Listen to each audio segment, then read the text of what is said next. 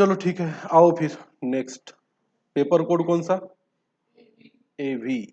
एवी में क्या पढ़ेंगे अपन? क्वेश्चन थर्ड का बी। कौन सा सेक्शन? Section C. शाबाश।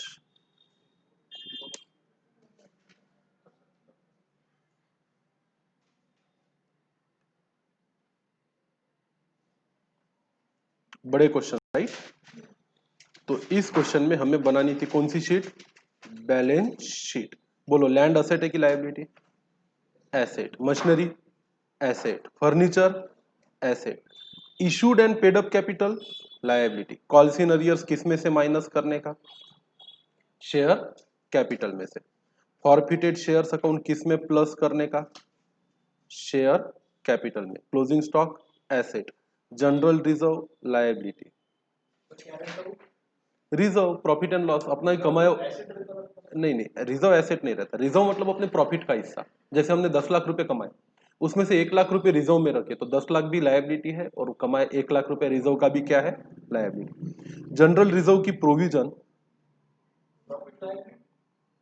और भाई धन, ये देख, ये है बिजनेस, ये है बिजनेस का कौन? ओनर। बिजनेस ने कैपिटल दिया ओनर ने, तो ये बिजनेस के लिए क्या है? लायबिलिटी। अब धंधे ने जो मुनाफा कमाया, वो धंधा किसको देना लगता? मालिक को। तो बिजनेस की नजर से कमाया हुआ प्रॉफिट भी क्या है? लायबिलिटी। मालिक का लगाया हुआ पैसा हो कि मालिक के लिए कमाया हुआ प्रॉफिट हो, ये बिजनेस की नजर में क्या कहलाता है बेटा? लायबिलिटी ही कहलाता है। इन्वेस्टमेंट एसेट्स है, पेटेंट एसेट है, क्रेडिटर लायबिलिटी है, बिल्स पेएबल लायबिलिटी है, कोई भी फंड हो लायबिलिटी है, डिविडेंड फंड भी लायबिलिटी है, कैश इन हैंड एसेट है, प्रिलिमिनरी एक्सपेंस एसेट है, 12% डिबेंचर लायबिलिटी है, प्रीपेड रेंट एसेट है, आउटस्टैंडिंग सैलरी लायबिलिटी है, डेटर्स एसेट है, ऑथराइज शेयर कैपिटल कहीं नहीं आता, इसके नीचे 2 लाइन छोड़ने की, लायबिलिटी साइड में लिख देने का। बात समझ में आई? अरे ये क्वेश्चन इसी सेक्शन का था क्या रे? ये सेक्शन सी का थर्ड करना था, वही तो बोला, वो हो गया है क्वेश्चन। चलो कोई बात नहीं, रिवीजन हो गई। सेक्शन सी का अपने को क्वेश्चन 3 का और में देखना था। मैंने बोला भी था घर से थोड़ा सा करके लाओ, किया तो नहीं होगा, मेरे को भरोसा है तुम लोगों पर। गुडविल एसेट है, प्लांट एंड मशीनरी एसेट है, ऑथराइज शेयर कैपिटल कहीं नहीं आता, लायबिलिटी साइड में दिखा के 2 लाइन खींच देने की। लैंड एसेट है, फर्नीचर एसेट है, issued and paid up capital liability है, पेटेंट एसेट है, लूज टूल्स एसेट है, स्टॉक एसेट है, डेटर्स एसेट है, रिडम्पशन रिजर्व हो या कोई भी रिजर्व हो या फंड हो, लायबिलिटी है। पीएनएल एप्रोप्रिएशन का क्रेडिट बैलेंस लायबिलिटी है। 4% debenture liability. Cash in hand asset है, कैश एट बैंक एसेट है, बिल रिसीवेबल है तो एसेट है, प्रिलिमिनरी एक्सपेंसेस एसेट में दिखाने के। बैंक ओवरड्राफ्ट लायबिलिटी है, क्रेडिटर्स लायबिलिटी है, कॉल्स इन अरियर्स को माइनस करने का किसमें से? Issued subscribed and paid up share capital में से। एडजस्टमेंट है, मशीन को, फर्नीचर को, पेटेंट को और लूज टूल को डिप्रिशिएट करना है। मशीन के आगे,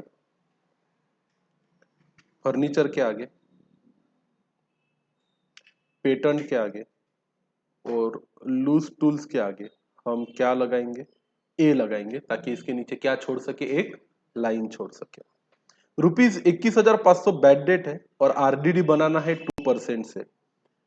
तो ऑलरेडी हमारे पास डेटर्स है, सन्ड्री डेटर्स। कहाँ गए sundry debtors? Sundry debtors, sundry debtors ये रहे। इसमें भी एक एडजस्टमेंट है। क्या पहले से ही हमारे पास रिजर्व फॉर डाउटफुल डेट नाम की कोई चीज है क्या? नहीं है, तो ठीक है, ये भी कर लेंगे। इनकम टैक्स रिजर्व और बनाना है, ये एप्रोप्रिएशन में जाएगा। Dividend 10% on paid up capital appropriation में जाएगा। आउटस्टैंडिंग वेजेस है, ये बैलेंस शीट में जाएंगे। आउटस्टैंडिंग इंटरेस्ट ऑन डिबेंचर है, ये भी लायबिलिटी में दिखाना पड़ेगा। चलो फिर बनाते हैं, आओ मेरे साथ। हेडिंग दो, paper code AB, BBA third semester का सेमिस्टर पैटर्न।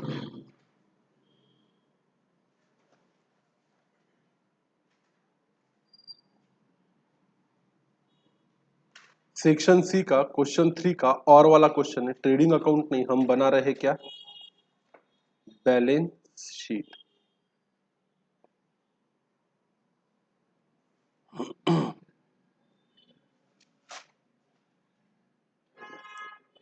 बैलेंस शीट में हमारे पास साइड रहेगी लायबिलिटीज और रहेगी साइड एसेट्स। चलो इतना छाप तो लो।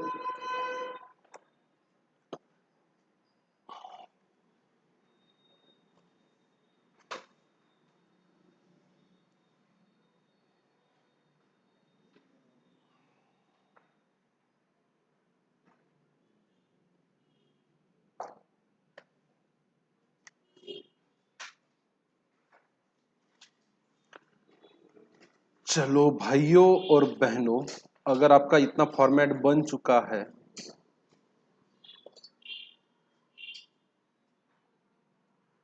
तो हम आगे बढ़ते हैं। बैलेंस शीट बनाओ। बन गई क्या?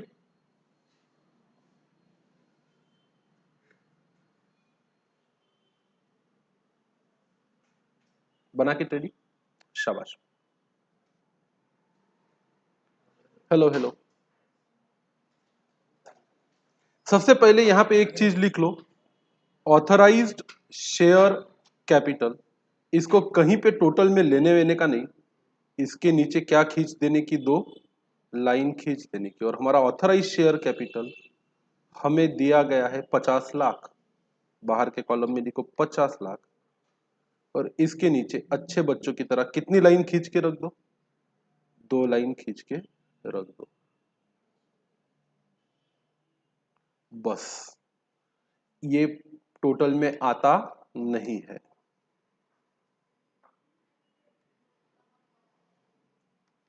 अब one by one asset asset में लिखेंगे, लायबिलिटी कहां लिखेंगे, लायबिलिटी में। शुरुआत करो। गुडविल में कोई एडजस्टमेंट नहीं है, गुडविल को डायरेक्ट बाहर के कॉलम में एसेट में लिखो। गुडविल है ट्रायल बैलेंस में 3,75,000, 3,75,000।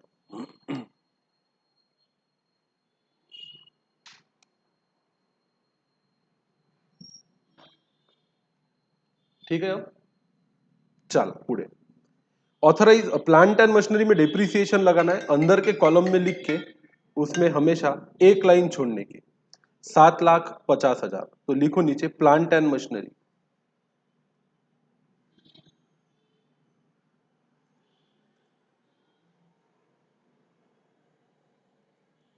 अंदर लिखेंगे बेटा, एक लाइन छोड़ना है, 7,50,000। इस पे डिप्रिसिएशन है, इसके लिए एक लाइन छोड़ेंगे हम। ओके, चलो पुढे। उसके बाद ऑथराइज कैपिटल हमने ले लिया। लैंड है 12,50,000 की, पर इसमें कोई एडजस्टमेंट नहीं है, तो लैंड को सीधा बाहर लिखेंगे 12,50,000 रुपया। Is that okay? चल पुढे। लैंड के बाद हमें लेना है फर्नीचर, पर इस पे डेप्रिसिएशन लगाना है, तो फर्नीचर को अंदर लिखेंगे 1,50,000 एसेट साइड में।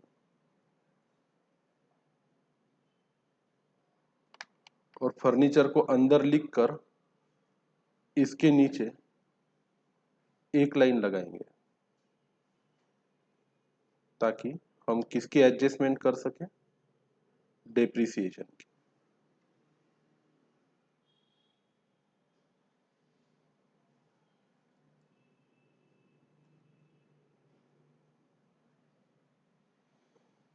फर्नीचर के बाद एसेट में जो अगली चीज आएगी बेटा, वो है issued and paid up capital. इसको अंदर लिखेंगे क्योंकि इसमें से दो तीन चीजें एडजस्ट करनी है। इसमें कॉल्सिन अरियर से माइनस करना पड़ता, तो issued and paid up capital को अंदर लिखेंगे।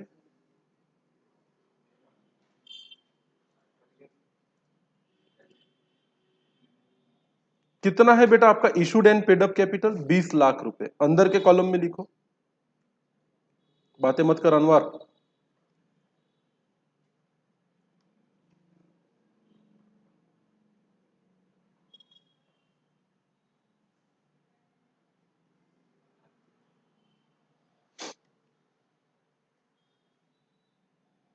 लेस करेंगे इसमें से कॉल्सिन अरियर्स। अब पता नहीं जब आएगा तब आएगा कॉल्सिन अरियर्स, उसके नीचे एक लाइन खींच के रख दो। पुढे चला, आगे बढ़ो।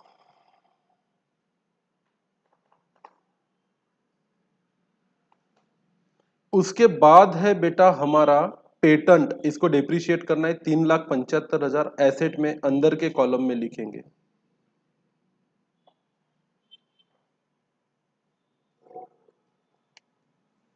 पेटेंट 3,75,000 अंदर के कॉलम में लिखो। इसके नीचे अच्छे बच्चों की तरह एक लाइन खींच दो ताकि हम उस पर क्या लगा सके बाद में, डेप्रिसिएशन। गड़बड़ नहीं, घाई नहीं, बिल्कुल आराम से। लूज टूल पे भी डेप्रिसिएशन लगाना है। कितने रुपए का है लूज टूल्स? 1,50,000 का। अंदर के कॉलम में लिखेंगे लूज टूल्स 1,50,000 और इसके नीचे भी एक लाइन छोड़ेंगे हम ताकि उसका उस पे क्या लगाए, डेप्रिसिएशन। तो जिसमें एडजस्टमेंट है उसको अंदर, जिसमें कोई एडजस्टमेंट नहीं उसको बाहर। अगला है स्टॉक इन ट्रेड। ये हमारा एसेट है 7,08,000।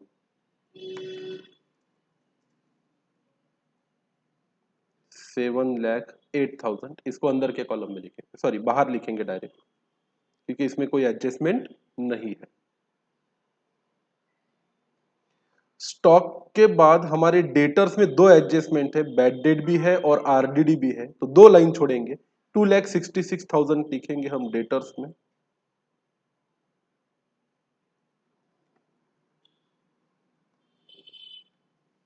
इसके नीचे एक नहीं दो लाइन छोड़ेंगे क्योंकि इसमें दो एडजस्टमेंट है।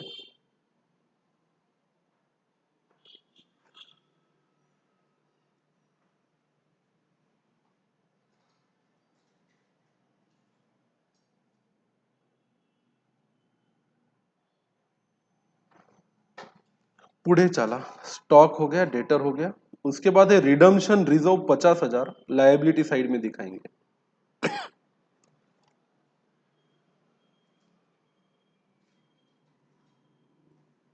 50,000। फिर है हमारा profit and loss appropriation account 8,610 रुपए। इसके लिए नीचे वर्किंग बनानी होती है। Profit and loss appropriation account बनाएंगे हम छोटा सा, थोड़ा 4-5-6 लाइन और छोड़ दो नीचे, और उसके बाद लिखिए आप profit and loss appropriation account. अगर कमाए हुए प्रॉफिट को इधर उधर करना है, बांटना है, तो उसके लिए profit and loss appropriation account बनाया जाता है। तो इसमें वही अपनी हमेशा की तरह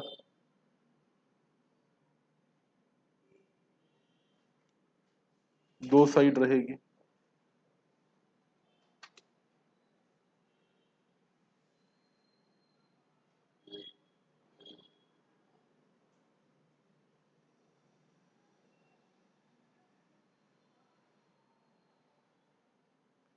असेट सॉरी पर्टिकुलर अमाउंट लिखो। पर्टिकुलर्स अमाउंट, पर्टिकुलर्स अमाउंट, और यहां लिखेंगे हम बाय बैलेंस ब्रॉट डाउन। पिछले साल का जो प्रॉफिट था हमारा वो था 8,610 रुपए।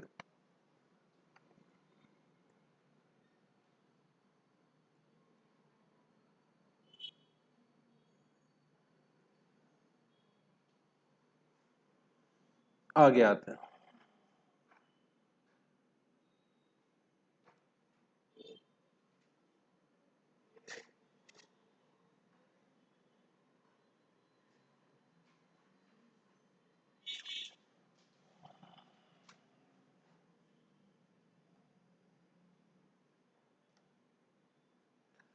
अगला है हमारा, वो है 4% डिबेंचर। ये लायबिलिटी होती है 5 लाख रुपए।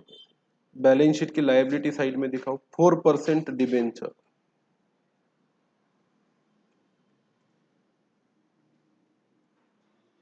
5 लाख रुपीज। 4% डिबेंचर के बाद कैश इन हैंड आपका असेट है 8,000 रुपया।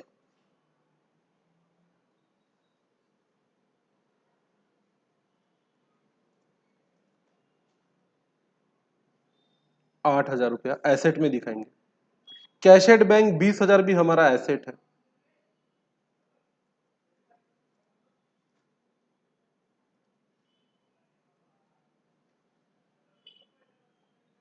बिल रिसीवेबल जो है एसेट है 1,34,500।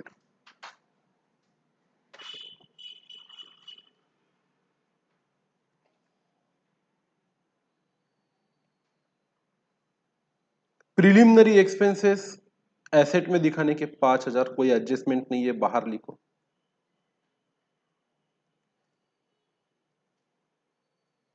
5,000। उसके बाद है हमारा बैंक ओवरड्राफ्ट, ये हमारी लायबिलिटी होती है, 7,57,000।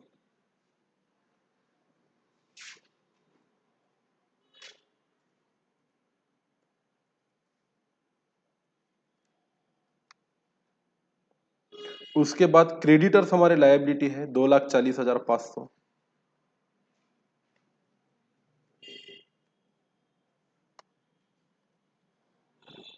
उसके बाद अगर हम देखें तो कॉल्स इन अरियर्स को हमने जगह छोड़ी है, शेयर कैपिटल में से क्या करना है, माइनस करना है। यहां पे लिख दो 10,000।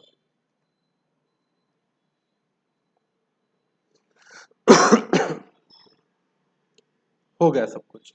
मतलब ट्रायल बैलेंस में जितनी चीजें दी थी उसको जहां जाना चाहिए वहां पे चली गई। एक एक करके एडजस्टमेंट करेंगे। मशीन को डेप्रिशिएट करो कितना परसेंट, 5%। तो ये मशीन के नीचे जाएंगे, प्लांट एंड मशीन, इधर लिखेंगे लेस 5% डेप्रिसिएशन। अब आप 7,50,000 का 5% बताओ कितना आता है, 37,500। उठाओ ना कैलकुलेटर, करो 7,50,000 मल्टीप्लाइड बाय 5%, कितना आता है।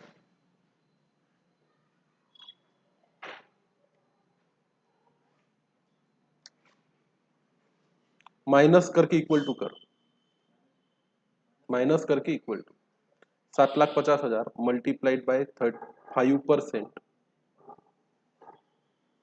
माइनस करके इक्वल टू कर, 7,12,500। आगे लैंड पे डेप्रिसिएशन नहीं लगाना है।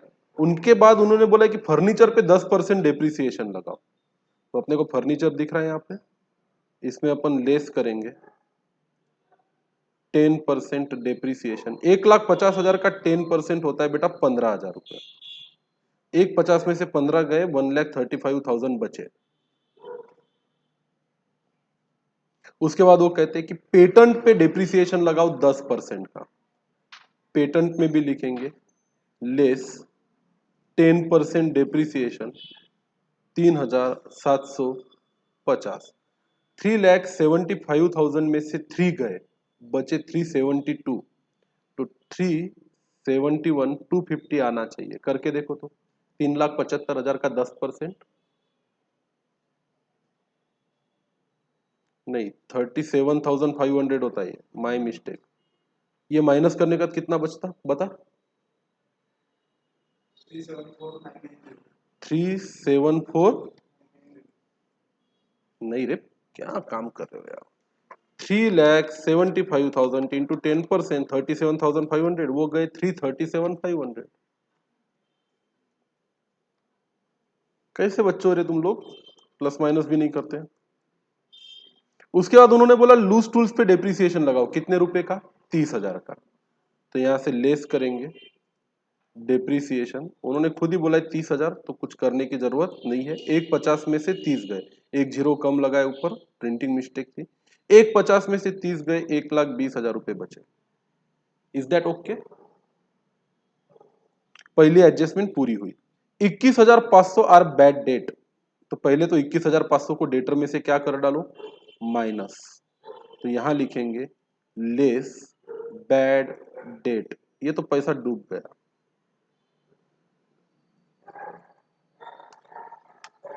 21,500, इसके नीचे 3 लाइन छोड़नी चाहिए थी हमें। यहां पे निकाल लो बैलेंस। अब थोड़ी सी खोड़ताड़ होगी आपकी, पर कोई रास्ता नहीं है। चल उठा रे कैलकुलेटर।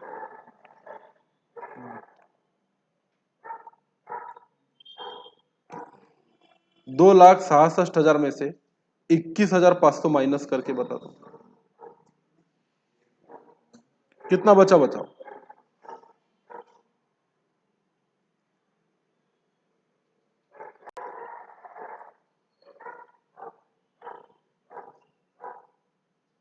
कितना बचा रे,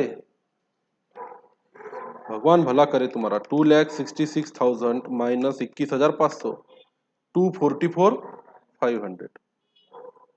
अब इन्होंने बोला है कि 21,500 बैड डेट होने के बाद आरडीडी बनाना है 2%, तो इसमें से अब और माइनस करेंगे, लेस 2% आरडीडी। अगर 2,44,500 का 2% करो तो ये आता है 4,890।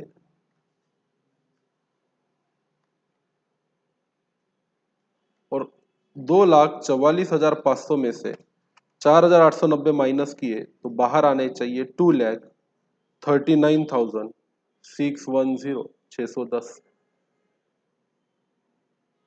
तो हमारी दूसरी एडजस्टमेंट भी चल पड़ी। तीसरे एडजस्टमेंट में बोलता है provide for income tax reserve कितना परसेंट, 2,40,000। तो अब देखो कैसे बनाते हैं। इनकम टैक्स रिजर्व जो होता है ना, ये एप्रोप्रिएशन में डेबिट करने का, क्योंकि प्रॉफिट कमाने के बाद हम क्या देते हैं, टैक्स देते हैं। तो जो भी प्रॉफिट कमा लेने के बाद का टैक्स होता है वो यहां डालने का, इसको बोला जाता है इनकम टैक्स रिजर्व। कितना इनकम टैक्स रिजर्व बनाना है, 2,40,000। यहां पे डेबिट, तो यहां पर बैलेंस शीट में करना पड़ता है क्रेडिट। Income tax reserve 2,40,000। तो ये एडजस्टमेंट ध्यान में रखना, ये प्रॉफिट कमाने के बाद का खर्चा है, तो पीएनएल एप्रोप्रिएशन में डेबिट, इसके आगे 2 लगा देना।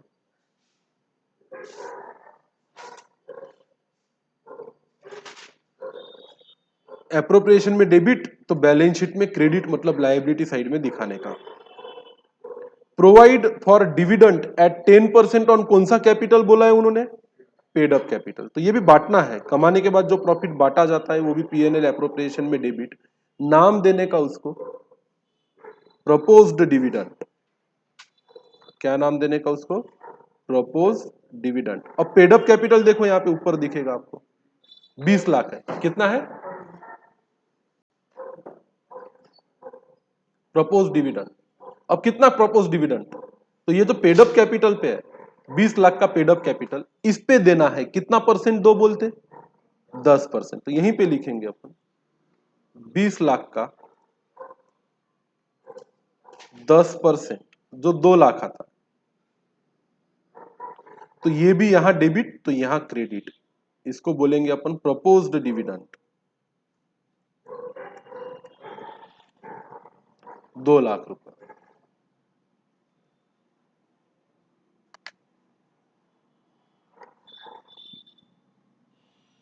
फिर आगे बढ़ेंगे, तीसरी एडजस्टमेंट हो गई, चौथी भी होगी, पांचवी बोलती है वेजेस आउटस्टैंडिंग है कितने, 50,000। ये तो लायबिलिटी होती है, तो यहां लिखेंगे लायबिलिटी में आउटस्टैंडिंग वेजेस,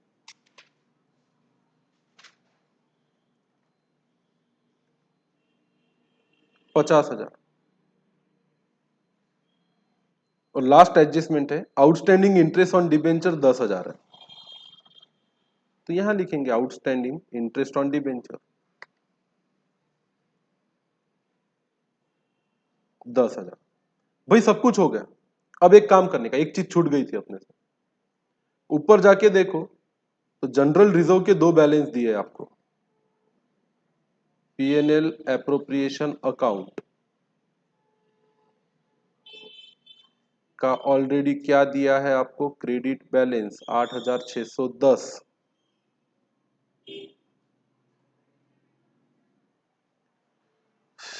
आपको चाहिए, चलो यहां पे लिखो तो profit and loss appropriation account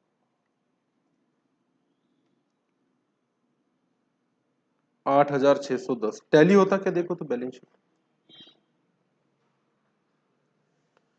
इसका मतलब है कि ये सब एडजस्टमेंट करने के बाद किया हुआ होना चाहिए, नहीं तो इसका बैलेंस निकलता ही नहीं, ओपनिंग बैलेंस आता नहीं। टैली हो रहा है क्या देखो तो,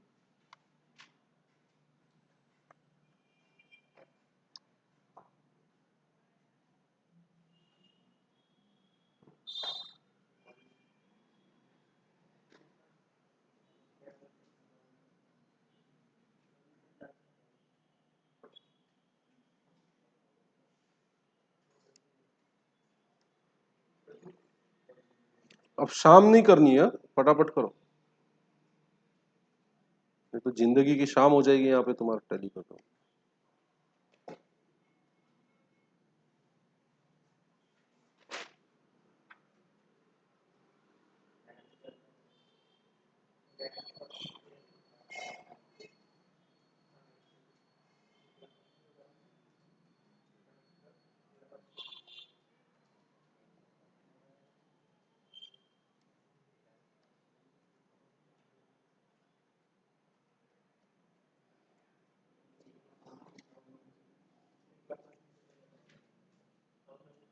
हाँ विजय भाई बोलो।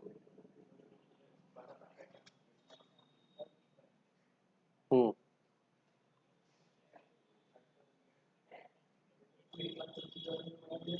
કયા મહિના કયા ફોર્મનું? ऑगस्ट થી લઈને ભર दिया बोलना हमने? भर दिया बोलना। भर दिया ना अपना सब रेगुलर तो है। अगस्त से कहाँ पेंडिंग है अपना? नवंबर पेंडिंग था वो भी गया। 3B बोला होगा। 3B बोला होगा 3B।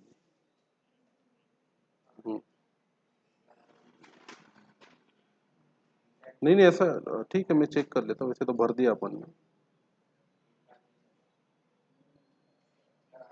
हाँ वैसे मेरा उनको उसका कोई नंबर होगा तो मेरे को भेज दो मैं बात कर लेता हूँ। तो बता दो मेरे को।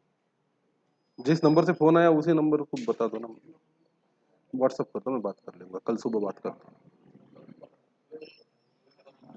हूँ ना। हर्जी न था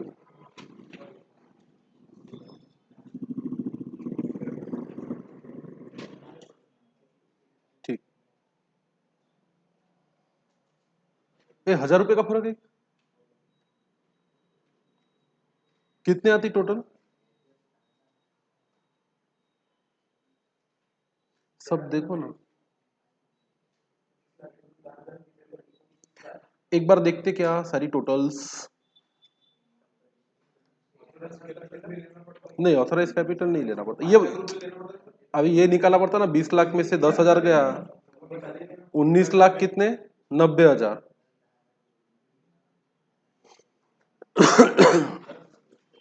हो गया क्या डेली?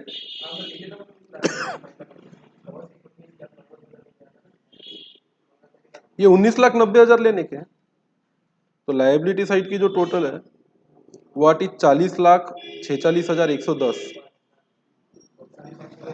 हाँ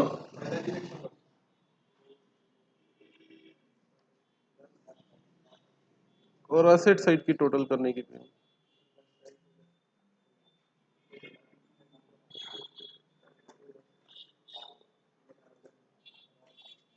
40, 45, 110 हजार का फर्क आ रहा ना यार।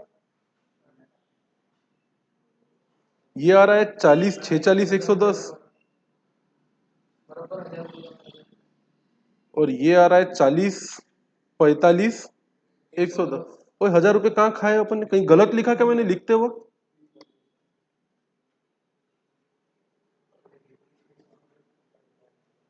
तो देखो टोटल चेक करो। अभी जो अपन ने आंकड़े डाले हैं एसेट की टोटल 40, 45, 110 आती और लायबिलिटी की टोटल 40, 46, 110 आती।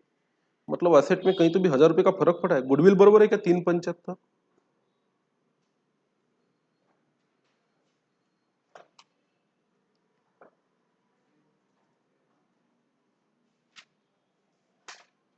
हजार का फर्क क्यों आ रहा है? एग्जाम में ऐसा फर्क आ गया ना बहुत सर दुखता। फिर ऐसे वक्त में क्या करने का?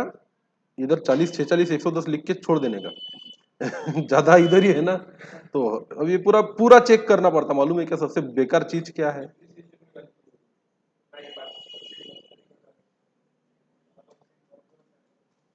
सब तो अभी यार पूरा डबल देखना पड़ता। बहुत कंटाला आता है इसमें। 757 बैंक ओवरड्राफ्ट। 757 सब तो सही है यार। Calls in arrears. हटते यार मेरे को बड़ा कंटाला आता है। टैली नहीं हुई ना बैलेंस शीट जान पे ही चाहता। 3,75,000। 3,75,000। 7,50,000। सात ये डबल करो तो 750 में से 37,500 गए। 7,50,000 इंटू 10% माइनस।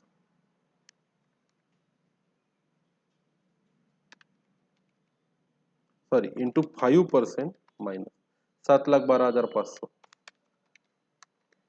ये भी बराबर है लैंड के 12,50,000, ये बराबर है क्या रे? लैंड के 12,50,000, हाँ।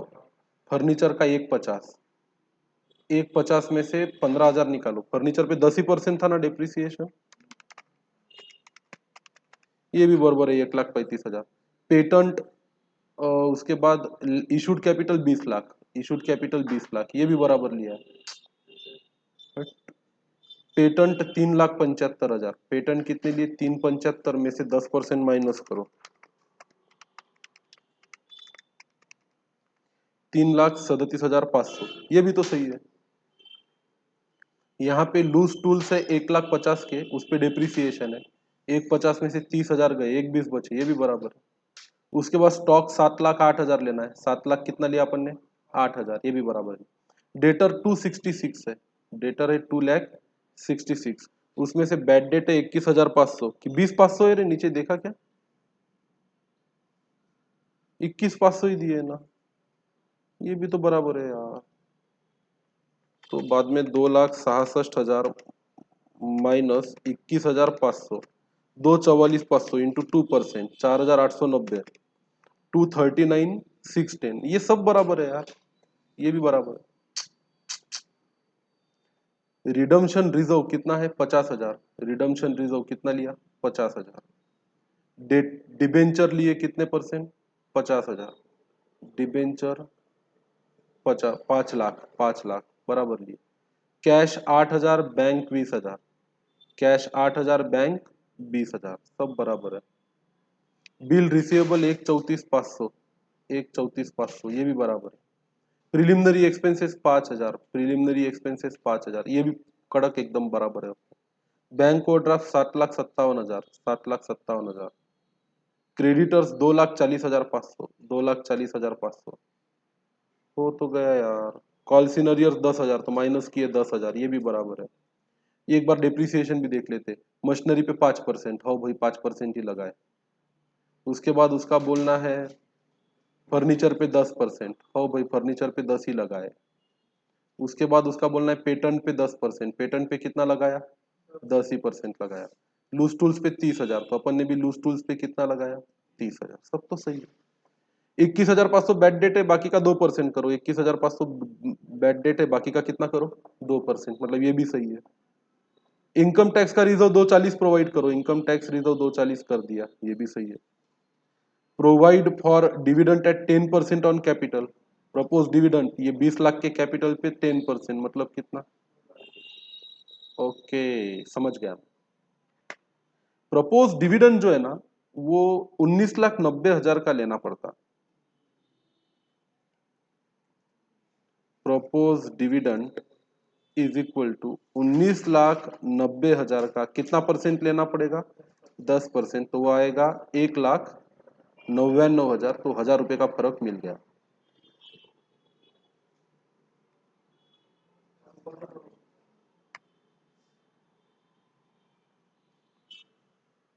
होए राम राम राम राम राम, बड़ी आंगोर हो जाती। सबसे बुरा कब लगता मालूम है क्या? इतना मेहनत करके भी अगर क्या ना मिले, डिफरेंस ना मिले, तो बहुत दिल दुखता रे। झालं, टैली झालं, जाऊ दे। वो profit and loss appropriation account काट डालो। वो एक्चुअली उनका ऐसा है कि वो बैलेंस करने के बाद ही बैलेंस दिया था 8,610 का, उसमें से और कुछ माइनस करने की जरूरत नहीं थी। उसकी जरूरत नहीं है पीएनएल एप्रोप्रिएशन की, उसकी डबल एंट्री हो चुकी थी, हमें एक ही एंट्री करनी थी।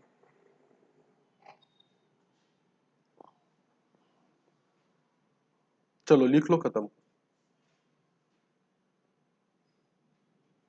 प्रपोज डिविडेंड जहां नीचे आपने 2 लाख लिखा ना, वहां पे 20 लाख का 10% नहीं करना है, 19,90,000 का ही क्या करना चाहिए आपको? 10% करना। और अगर एग्जाम में समझो सब कुछ करने के बाद भी टैली नहीं हुआ, तो फिर टोटल करके सेम करके छोड़ देने का, उसको क्या करते हैं। स्टेप के मार्क मिलेंगे वैसे, फाइनल टैली नहीं भी हुआ तो जितना बराबर किया उसके 5-6 मार्क तो भी आपको मिलने चाहिए। तो this was all about the final balance sheet. इसके बाद अपन पेपर कोड जो एनुअल पैटर्न के उसको 1 बाय 1 सॉल्व करना क्या करेंगे, स्टार्ट करेंगे। फिर अगले चैप्टर, 2 ही चैप्टर बचे इसके, एग्जाम शायद जल्दी हो जाए, हो सकता है मार्च में ही हो जाए। इनकम टैक्स तो आपने शुरू भी नहीं किया।